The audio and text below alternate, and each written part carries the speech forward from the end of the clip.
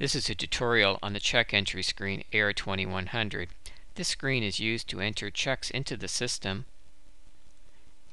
so that invoices can be applied against these checks, and it also allows for the entry of what's known in Dynamic 3i as non-AR cash checks. These are checks that are received but no invoices are related to these particular checks. For example, you may have like a government reach check come into the system and you'd like that check to show up in your bank deposit report. You'd like to input it into the system and have it hit the appropriate general ledger accounts, and you would also enter these type of checks into the system through this screen. Currently we're going to enter a check into the system, and in a follow-up tutorial we're going to apply this check in the cash application screen. The check transaction date defaults to the system date, and this can be overwritten if you wish, so we're going to backdate this for a couple of days. Next we enter the customer number in. The name defaults, and then we can put the check number in.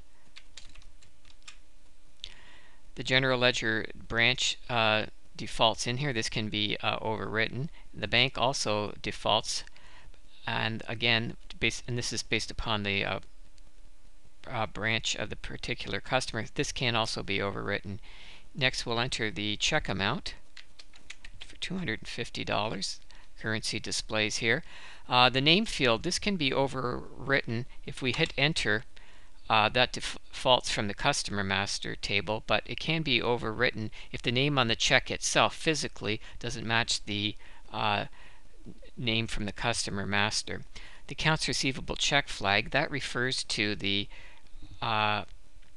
check, whether it's a check that's going to be applied against invoices or checks that are not related to particular invoices. So in this case we're going to have it checked because we will be using this check in a subsequent tutorial to apply invoices. The bank deposit date can be overwritten if you wish. This is just the date that the check is going to be deposited.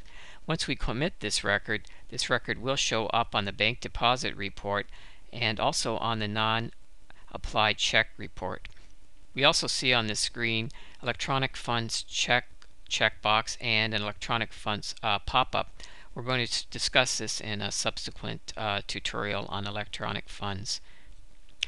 There's an not sufficient funds fees charged field here. This is not enterable, but if this was an NSF check and you queried this check after doing the NSF check entry, in other words where you were backing out your invoices that you had entered against that particular check, if that was the case, then the fee charge would display in this field. Now when we commit this particular invoice, we're going to see the check status change to check entry.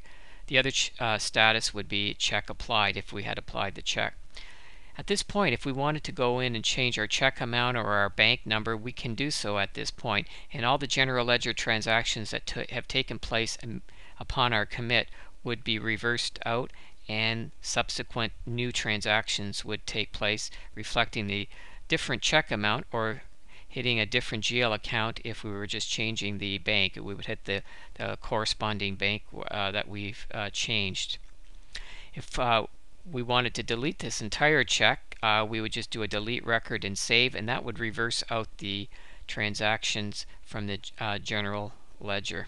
So there's no manual intervention needed here whatsoever in the general ledger. Everything will be reversed properly through this screen.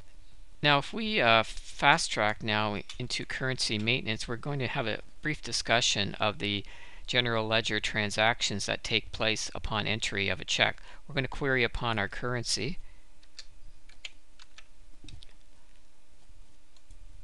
and come down to the accounts receivable pop-up box and look at the various general ledger accounts set up here.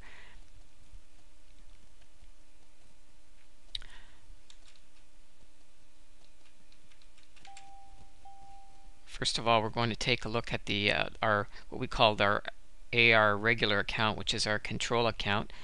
And as we can see down here, we also have an unapplied check account.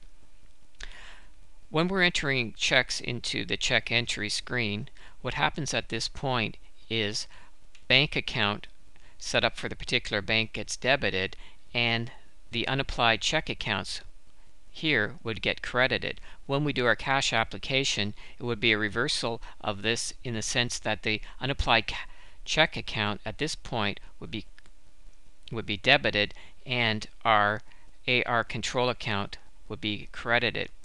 If you didn't want to have this type of transaction occur, you could also set up your regular account and your unapplied check account to the same account, so that when the check is entered into the system through the check entry screen, immediately it would credit your accounts receivable control account. And then when you do your cash application, the accounts receivable regular account and the unapplied check account would get hit, but it would be an equal and opposite. It would be an equal and offsetting transaction, so an in and out transaction, net effect of 0 on both of the accounts. So it's up to you whether or not you wanted to follow through in your general ledger with unapplied check amounts. And I'll go back into the check screen, and if we take a look down here, if we click on the apply check button, since this is an accounts receivable check signified by the checkbox, this will now put us into the cash application screen. If this flag was unchecked, then it would put us into the non-AR cash application screen, where we can then at that point apply to whatever GL accounts we wish. At this point now we can go through and apply this particular check. This will be done in a separate tutorial. So this concludes the tutorial on check entry.